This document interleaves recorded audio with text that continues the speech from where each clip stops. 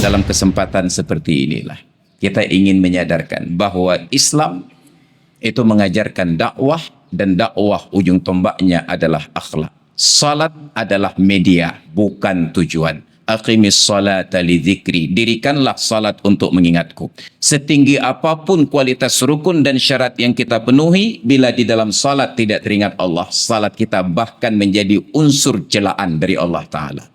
Wa idza qamu ila sholati qamu kusalah, mereka yang ketika berdiri menunaikan salat sikapnya malas-malasan, ogah-ogahan. Yura'unan nasa, tujuannya hanya untuk pamer kepada manusia. Wala yadhkurunallaha illa qalilah, di dalam salat tidak ingat Allah kecuali sedikit saja porsinya. Bahkan salat kita dicela oleh Allah bila di dalam salat tidak mengingat Allah.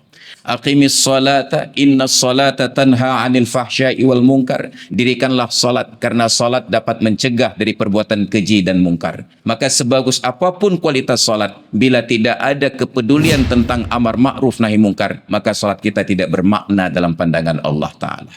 Maka kalau akhlak kita sudah baik, insya Allah yang lain akan mengikuti dari sekitarnya.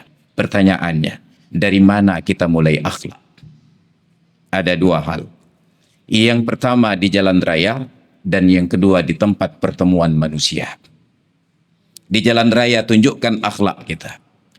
Maka mulai dari jalan raya. Dan itu barometer iman yang paling rendah.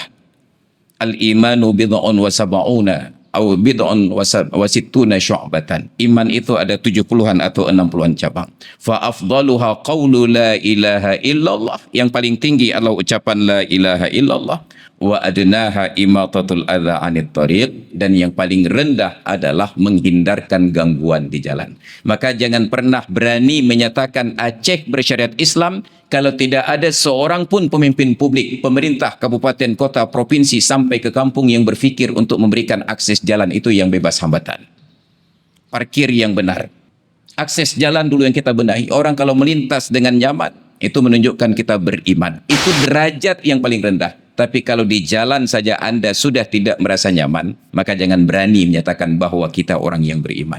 Dan yang kedua, akhlak dimulai dengan jati diri dan ditandai pada dua hal. Yang pertama komunikasi, dan yang kedua cara berpakaian. Libasukum yukrimukum qabla julusikum, pakaian kalian jadikan kalian terhormat sebelum kalian duduk di dalam majlis. Dan yang kedua cara berbicara, muliakan setiap orang, apresiasi setiap orang. Ini filosofi. Maka kalaulah setiap orang bertemu saling memuji, rasanya dunia ini akan indah dengan sendirinya.